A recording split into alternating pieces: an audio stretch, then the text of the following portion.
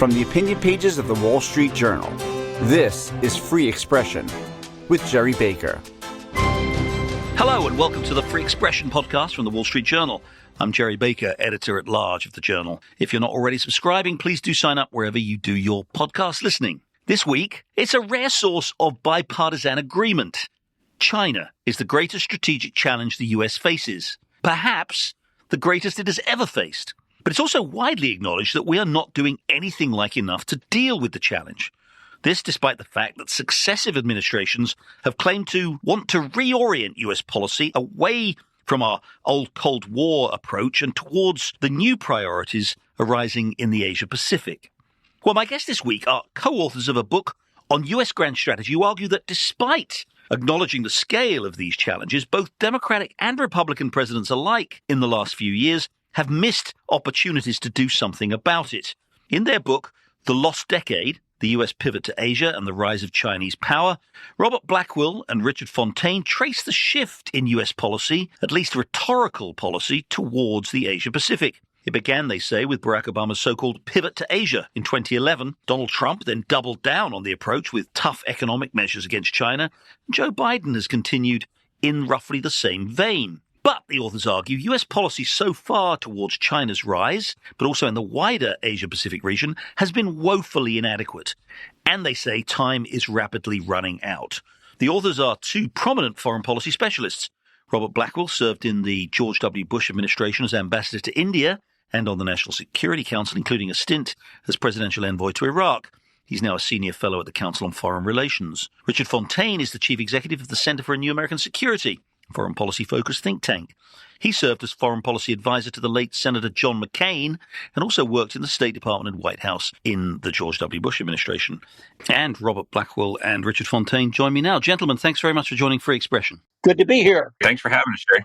So first of all, I obviously want to talk about your book and get you to give us essentially the thesis of it. So let's start with the background to the pivot to Asia. So at the end of the Cold War in the 1990s, I think initially it's fair to say the US is kind of still very focused on Europe. There are wars in Europe, the reorganization of Europe, if you like, after the end of the Cold War, the wars in the Balkans. Then 9/11 happens. The United States is then consumed with the Middle East, in particular with the Middle East and Afghanistan, wars in Afghanistan and Iraq. I think it's also fair to say through all that time, even as we're aware that China is rising, the rising economic power, there's maybe a certain amount of self-delusion about China that its economic liberalization is going to result in its political liberalization, that somehow bringing China into the global system and the world economic system is going to be good for them and good for us. It's all kind of benefit. China wasn't really seen at that point as the kind of rising challenge. So that's all the background, if I may, forgive the long preamble, to what Barack Obama then calls the pivot to Asia in 2011. So tell us, if you would, first of all, tell me if you agree broadly with that background, and then explain how that pivot to Asia came about at that point in 2011 and what it meant. And if I start with you, Ambassador Blackwill, why don't you tell us? Well, thank you. And I think your history is right. So in the fall of 2011, the Obama-Clinton team announced in the fall the pivot to Asia. To stress, this was a radical change in U.S. grand strategy. Throughout its history, the United States had been a Europe first nation. And now, according to the pivot, Asia would be America's first external priority and the first claim on U.S. resources and attention. And just to editorialize, Rich and I believe that that was the correct pivot to make. However, this revolution in U.S. grand strategy never happened. And despite the astonishing rise of Chinese power and influence during the 2010s, the U.S. did not pivot to Asia, did not devote additional resources to meet China's challenge. And because of that, the United States today is in a much weaker position in Asia, in the balance of military power, in the economic domain, in diplomatic influence, than when Hillary Clinton announced the pivot in 2011. We tell that story in detail in the book, and thus the title of our book, The Lost Decade. Just one more point. This failure to respond in the 2010s to this momentous growth in Chinese power and influence in Asia and beyond, in our judgment, represents one of the three most critical U.S. foreign policy failures since the end of World War II. along with Lyndon Johnson's in the late spring of 1965 escalation in Vietnam and the 2003 U.S. invasion of Iraq. So this was a very big omission of policy, but we conclude the book with an extended set of prescriptions to demonstrate that it's not too late, that we still need to pivot to Asia, and it's even more pressing today than it was in 2011. Let's just keep again with that period, 2011, after Obama and Hillary Clinton as Secretary of State make that rhetorical switch, at least that diplomatic switch. And if I stick just with you for the moment, Ambassador, on this, what in your view would a pivot to Asia, what was it supposed to mean? I mean, is it about deploying more military resources in the region, seeking stronger strategic alliances in the region with both typical traditional allies and maybe new allies? Is it about reorienting, if you like, the whole of the U.S. kind of strategic machine towards, let's be honest, to some extent, I know it's not a zero-sum game, but is it about closing bases in Europe, getting out of Europe and moving towards Asia? What does it actually mean? What should it mean when we say the United States is pivoting in grand strategy towards Asia? Well, she's explicit in her speech, Hillary Clinton is, that what it means is that there would be a shift in resources from Europe to the Indo-Pacific, and a shift in resources in the Middle East, from the Middle East to the Indo-Pacific. With respect to the Middle East, it was based on the assumptions she made that the wars were running down and that the U.S. could use those resources to do this pivot. And with respect to Europe, and this is, of course, 3 years before the Russian annexation of the Crimea, she called Europe safe and thought that we could safely move resources from Europe to the Indo-Pacific.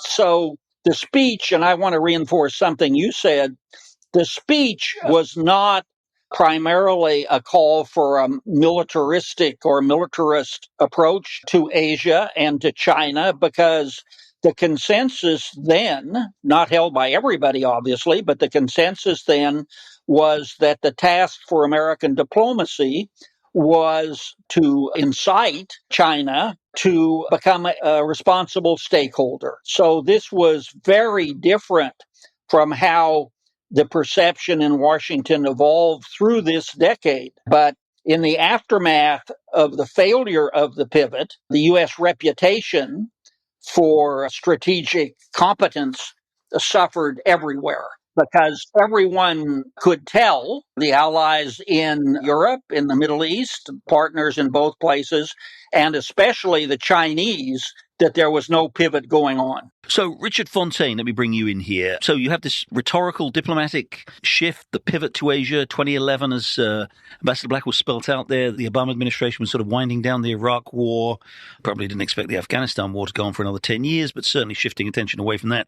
Pivoting towards Asia, it's all there. They say the road to hell is paved with good intentions. So why didn't it happen, given this major diplomatic reorientation of U.S. policy? What went wrong? Well, this is a key question that we try to answer in the book, because when the Obama administration announced that the pivot to Asia was going to happen or was underway, it seemed to make sense to almost everyone. So Republicans tended to like it, Democrats tended to like it, Congress liked it, experts liked it.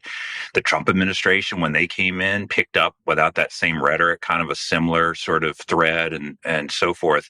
So the question is, why didn't we have more to show for it? And there's a couple of reasons. One, as Bob was saying, part of the redistribution of military resources to Asia was premised on the notion there would be some peace dividend from the end of the war in Iraq and the end of the war in Afghanistan. But those wars didn't end. The Obama administration withdrew all the troops from Iraq in 2011, but within a couple of years, they were back to fight off ISIS. And of course, Afghanistan, they came down in numbers, but the war went on for more than another decade. And at the same time, you had an overall shrinking military pie. Sequestration went into effect. And so though the administration gave a larger slice to Asia, the overall pie was shrinking.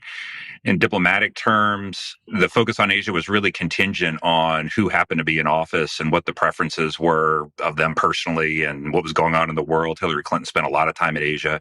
John Kerry, as Secretary of State, spent a lot of time trying to get a Middle East peace agreement and then trying to get a deal with Russia on Syria and so forth.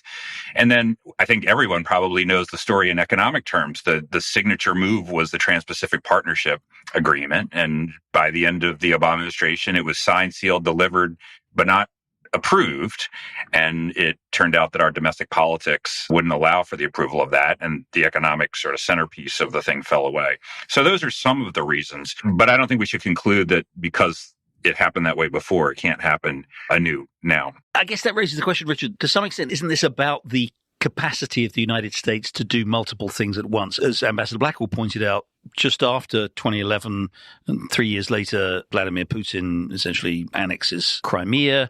That sort of long-running fight with Ukraine, which ultimately broke out into all-out war in 2022, was clearly going on there. That required U.S. attention, at least. We know, but in fact, many people criticized Barack Obama for not doing enough after Putin did invade Ukraine. You, Richard, have just pointed out, with this continuing turmoil in the Middle East is going on. The Arab Spring happens in 2011. The U.S. has to go back into Iraq, in particular fighting the ISIS and the kind of fallout from the Syrian civil war. We're dealing with Libya at the same time and getting our hat handed to us in terrible tragedy in Libya with the Benghazi consulate, and all the time the Afghanistan war's going on. So, what does this say about the capacity of the United States? It's all very well to say, well, we've got to make this important strategic pivot to Asia, but we're just consumed with all these other fights. Is the implication of that we should walk away from Europe or we should walk away from the Middle East? No, and I don't think that would either be in our interests or would terribly help us or is necessary for a pivot to Asia. So take the Middle East, for example. The United States resource laydown in the Middle East, how many troops we've had there, how many bases we've had, where the Fifth Fleet is, how many dollars we're spending militarily, and all of this has been pretty constant since actually about 2011 through about now. But the perception of U.S. presence and engagement and success there has moved around wildly, which is really based on our performance, not just our presence. So, for example, if in 2011 a residual American force had been left in Iraq, we may not have had to go back a few years later with a much bigger force in order to fight off ISIS. The same may be true ultimately of Afghanistan. The United States is got a major interest tied up in the war in Ukraine, and that is connected to our interests and the lessons that would be had in Asia. And so, we need overall more resources, a bigger defense budget, and so forth. But much of this is about how you do it, not just trying to turn the United States into a regional power only focused on Asia, which it is not and will not become. Ambassador Blackwill, let me ask you on this particular Russia question, because it's something that comes up right now in the context of this sort of strategic debate. And you look at this you talk about this in the book too, a little bit. By the way, we've talked about the Obama administration beginning the pivot to Asia. And we all remember that 2012 presidential debate between Barack Obama and Mitt Romney, where Mitt Romney is warning about the threat that Russia poses. And Barack Obama very contemptuously turns to him and says, the 1980s called they want their foreign policy back. In a sense, kind of dismissing the threat from Russia. But as we really saw, first of all, as we saw in 2014, and then more importantly, in 2015 and the battles that went on then, and then as we particularly saw in 2022, Russia invaded Ukraine, posed this enormous threat to NATO, which is, after all, a military alliance which the United States continues to be the largest member. How do you respond to this argument that says, well, by focusing resources, whether it's military and financial assistance, not direct military engagement with Russia, that actually that is distracting us from this larger strategic challenge that your book is about, the threat from China? Or do you think the two are somehow compatible, that we need to defeat Russia or to do whatever we can to help the Ukrainians defeat Russia in Ukraine, and that doesn't necessarily represent a distraction or shifting our resources, our attention away from the larger strategic goal of China? Well, there is now a multitude of op-eds and so forth that argue, well, the United States, because of the challenge from China, should leave Europe to the Europeans and the Middle East to the Middle Easterners. But we don't agree with that, because in the Middle East, Dennis Ross often makes the point, you may not be interested in the Middle East, but the Middle East is interested in you. And it will always come back to bite without quality American diplomacy. And I want to make a broad point here. that Richard began with, which is that much of the problem with the pivot was mistaken U.S. policies during the 2010s. He mentioned some, but one can go on. The feeble Western response to the Russian occupation of Crimea, the feeble U.S. response to the militarization by China of the South China Sea, and I could go on and on. So those policy mistakes made it more difficult for us to pivot. And it's back to the question of presence versus the quality of American diplomacy. And our judgment is that we can both move forces from Europe and from the Middle East to the Indo-Pacific, but what has to go along with it is intense and competent American diplomacy. So in the Middle East, we can surge forces into the Middle East if we need to, as we did right after the beginning of the Gaza war. And we can do so in Europe if necessary. But the Europeans have to do more. And our judgment is that although it's, and I'll conclude here, it's natural for the Europeans to be enormously edgy about the danger of a Russian invasion of NATO territory, we think that's quite unlikely. That the idea that Putin will challenge Article 5 and the American commitment to go to the defense of our European NATO allies would risk nuclear war. We don't think he'll do it. So we believe, again, with quality diplomacy, that in both these regions, we can reduce our presence, but not reduce our diplomacy, which needs to be quite a lot more competent than it was in the 2010s. Just a very quick question to both of you on this topic. I'd like you both to weigh in. Do you take the view that the US support for Ukraine is a distraction from the larger strategic battle with China, or actually contributing positively to the larger strategic challenge with China, given the closeness of the alliance between Russia and China? Richard, I'll ask you first. I think it's absolutely connected to the broader strategic competition with China in the following way. The cardinal rule of international order, such as it is the prohibition against the forcible acquisition of territory. You can't look at another country, or as the Chinese would say about Taiwan, entity near you and just decide, despite their wishes, that you'd like to have it, and that because you're a greater force, you're going to go ahead and do it. And if you do that, it has to elicit a very significant cost for you, and hopefully the prospect that you won't be successful, or at least entirely successful in the endeavor. If Russia were to get away with taking Ukrainian territory at low cost, then the lesson to the next would-be aggressor, including China, I think would be terrible.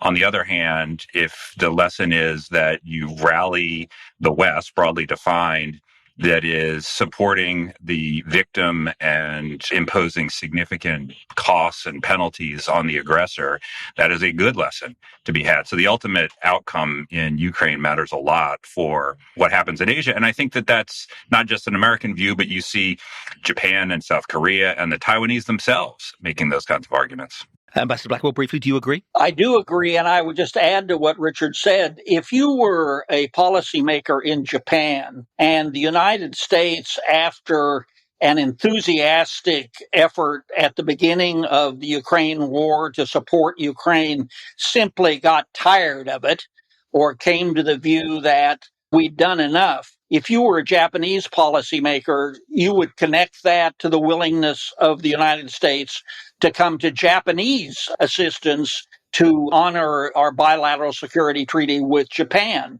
So these are connected, and it's, as Richard said, a reason why those who say, well, Ukraine can go its way and we'll concentrate on Asia, ignore these many connections, including in deterring China from moving on Taiwan. Again, what would the policymakers in Beijing think if the United States stopped having said this is what happens in Ukraine is crucial for the Western order, just got tired of defending the Western order? Well, deterrence would certainly weaken with respect to China's potential move against Taiwan. We're going to take a short break there, but when we come back, I'll have more with Robert Blackwill and Richard Fontaine talking about their book, The Lost Decade, and how the US has failed to take the measures necessary to deal with the rise of China. Stay with us. You're listening to Free Expression with Gerry Baker. Don't forget, you can listen to the latest episode anytime on your smart speaker. Just say, play the Opinion Free Expression podcast. Now, back to Gerry Baker. I'm back. I'm talking about the rise of China and the US's approach to it with authors of a new book, Robert Blackwill and Richard Fontaine. Okay, I want to move on to the prescription part. In just one final question, though, as we look back here, and it's a question which to some extent quite personal for both of you. As you look back on this failure to pivot, and Ambassador Blackwill, you described this as one of the great foreign policy errors of the last 50 years, further back than that, actually, since the Second World War. Can't you also look back and say that, and this is difficult for all of us, but looking back on the Iraq War, and the decision to go to war in Iraq, and whether it was the conception or the execution, but that decision made in 2003, Ambassador Blackwill, you served in the Bush White House. Richard, you were advisor to Senator John McCain, who was a staunch supporter of that at the time, and I should declare a very minor interest myself as a journalist writing at the time. I was strongly supportive too. Looking back on that, wasn't the cost of that and the attention that forced us to direct attention, resources, blood, treasure, loss of American lives, that prolonged war, precisely the moment where China was emerging in such a powerful way as this rival superpower, and also, by the way, at the same time as Vladimir Putin was sort of consolidating his power and pushing Russia in a more expansive direction. Looking back on that now, wasn't that decision and the consequences that flowed from it one of the main reasons why the US kind of took its eye off the ball with regard to China, Ambassador Blackwill? Absolutely. It was a catastrophic decision on the part of well-meaning, honorable people in that administration. But they did not foresee, and this is now commonly known, what the evolution of the U.S. commitment to Iraq would mean. They did not take into account its effect on Iran's geopolitical ambitions and all the rest. And as you just said, these policymakers have only so many resources through the budgetary process and so much time. And that war, which went on, and which we didn't win, we finally withdrew and then had to go back in, was an important reason why American presidents in the 2010s were preoccupied with the Middle East, and we're very late. And this is another reason why the pivot failed. It is extraordinary that it took until 2018 for the United States to issue a strategic document that recognized that China was in the process of seeking to change, to overturn the Western concept of world order and to replace the United States as the most dominant and influential power in Asia. It took until 2018 for us to realize that. You use the word self-delusion, and again, these are good people doing their best, but they simply ignored too many of the obvious leading indicators of what China had in mind. Richard, very briefly on this, I do want to move on, but do you not believe that Iraq and the absorption for the United States with Iraq and the region that followed from the decision to invade was one of the key reasons why we were distracted? Our eye was off that ball and China was able to gain such an advantage over that time. I do agree. And the invasion of Iraq had ripple effects in other places that were further distractions. The United States would have had a better chance of being successful in Afghanistan in a short period of time had it not invaded Iraq. We had to deal with that for many years to come. Iran would be weaker if Iraq were a counterweight. We've dealt with that to this day and so forth. And so the strategic repercussions of that catastrophic decision to invade Iraq we're still, of course, dealing with today. But a major part of the story about why it has been so difficult to focus on what is the greatest long-term challenge to the United States and the world, which is China. All right, let's move on quickly then to what we need to do now, because as you say, we've lost decade, we're running out of time, but let's hope, fortunately, perhaps there is still time. Richard, in terms of the pivot to Asia, what should this administration or Trump administration, if there were another one, or another Biden administration next year, What should we be doing to make this pivot to Asia a reality and to meet the objectives and fundamentally, ultimately, to meet the challenge that China poses? Well, you can divide things into several different categories. If you look, for example, at the military side, we need a significant increase in the defense budget. So there's more military resources in general to meet the world that is on fire in many different places, where as a percentage of GDP getting toward a low that we haven't been at for many decades. And then within that, as we were trying to describe before, the issue in the Middle East, for example, is largely one of performance. It's how we use what we have rather than just how much presence in terms of military we have in the Middle East. So there's the opportunity to redeploy military resources, especially air and naval, from the Middle East to Asia to surge back if necessary into the region.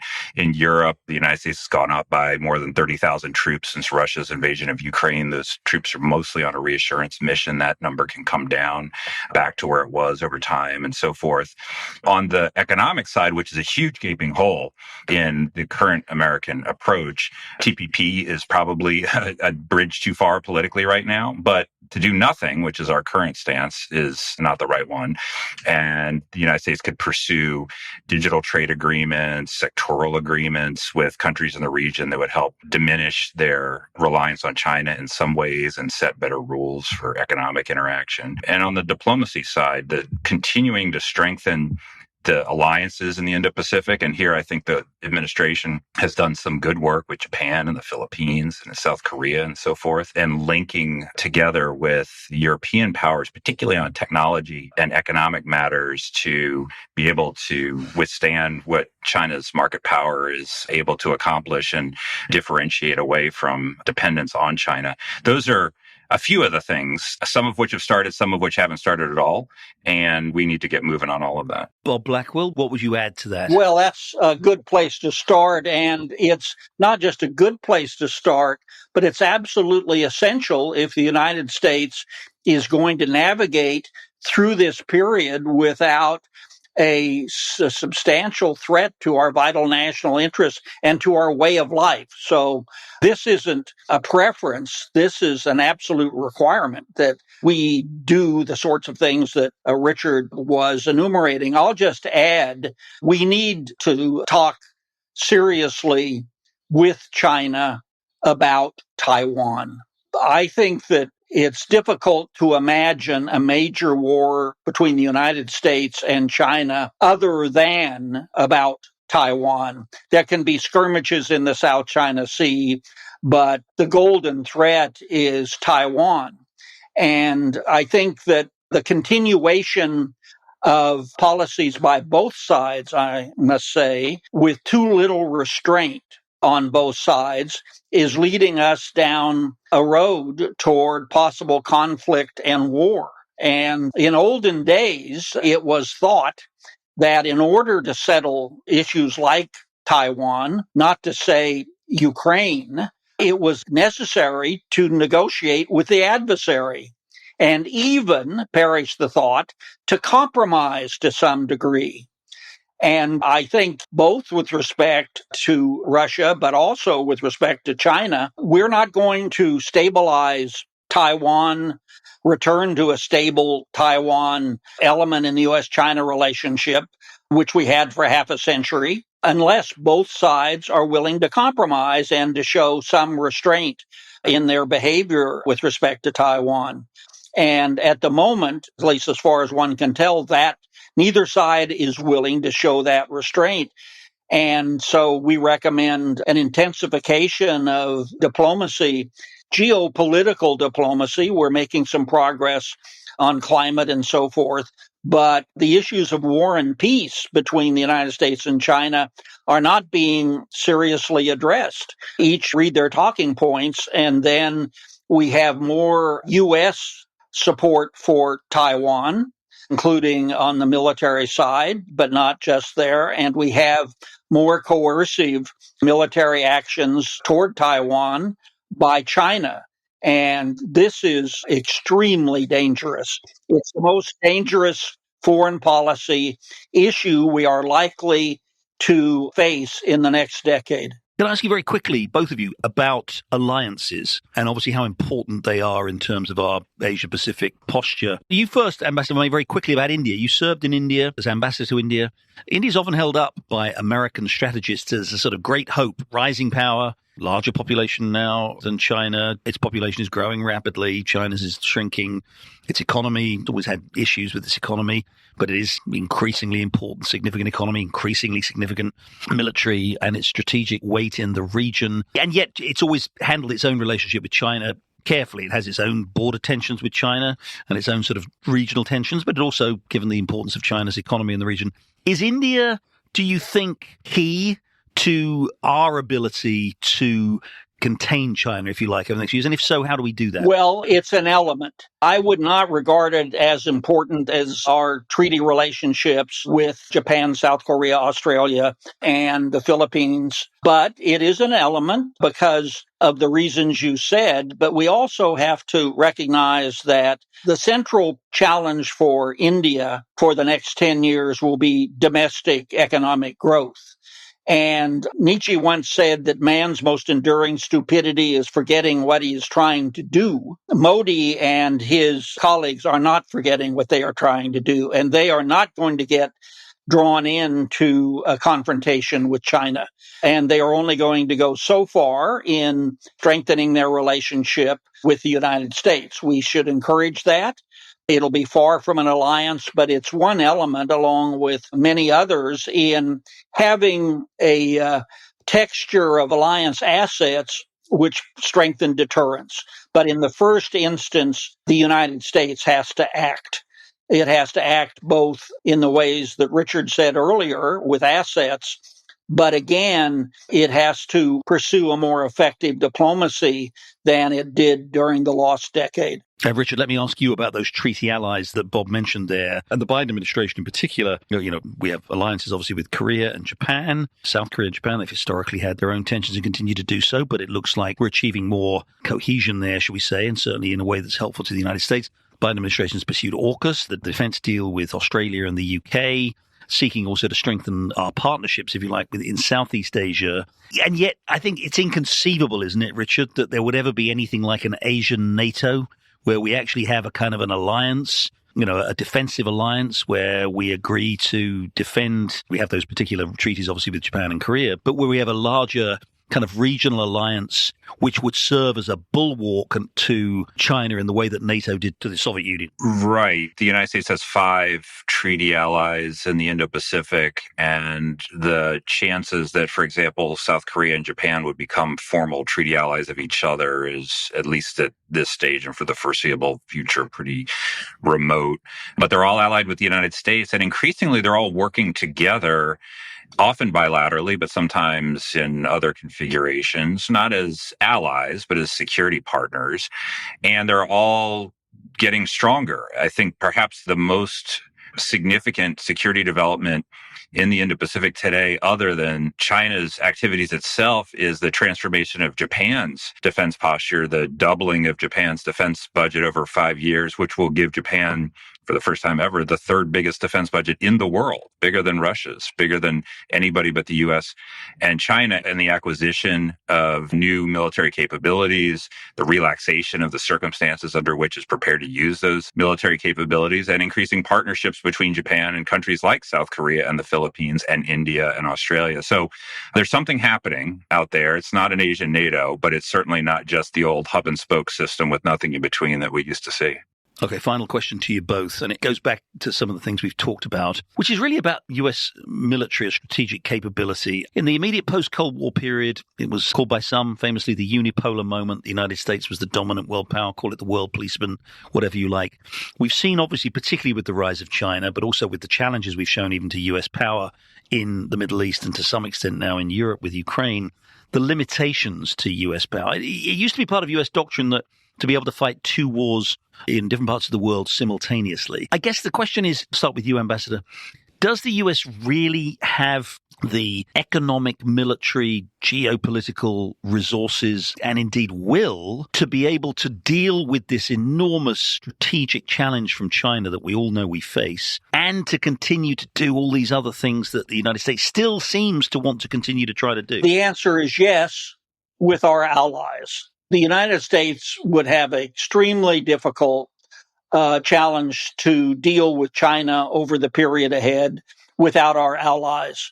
But as Richard just said, our allies are progressively feeling more threatened by China and are acting in predictable ways to deal with that. But together with our allies, we certainly can produce a sufficient coalition to meet the Chinese threat. But that begins again in Washington, as all of our allies and partners watch very carefully America's domestic political fractures and our difficulties in making sensible strategic choices. Because in the end, as you implied, we can't be everywhere at once. We shouldn't be everywhere at once. So we need to establish priorities and stick to them. This does not mean withdrawing from Europe. Of course not. We have vital national interests associated with Europe, and the same is true of the Middle East. But it does mean making choices and sticking to them so that we have the resources, along with our allies, to pivot to Asia. Richard, imperial overreach has done for many of the world's great powers throughout history. Is the U.S. headed the same direction? I don't think so. But, of course, in a way, that's up to us.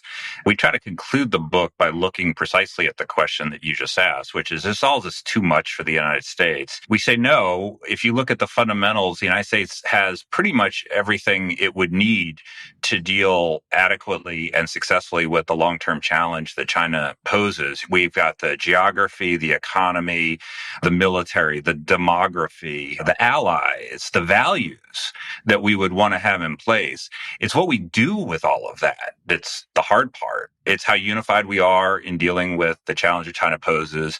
It's how we engage in that challenge and with whom and on what ground and with what issues, and how many foolish mistakes we might make along the way and how many we can recover from. But if we put everything together in the right way, and at least our book is a bit of a attempt to try to say how that could be done, then the United States has everything it needs to succeed in the long-term challenge against China. And the stakes are enormous. So I'm glad we do. The book is The Lost Decade, the U.S. Pivot to Asia and the Rise of Chinese Power. The authors are Robert Blackwill and Richard Fontaine, and I'm really grateful to you both.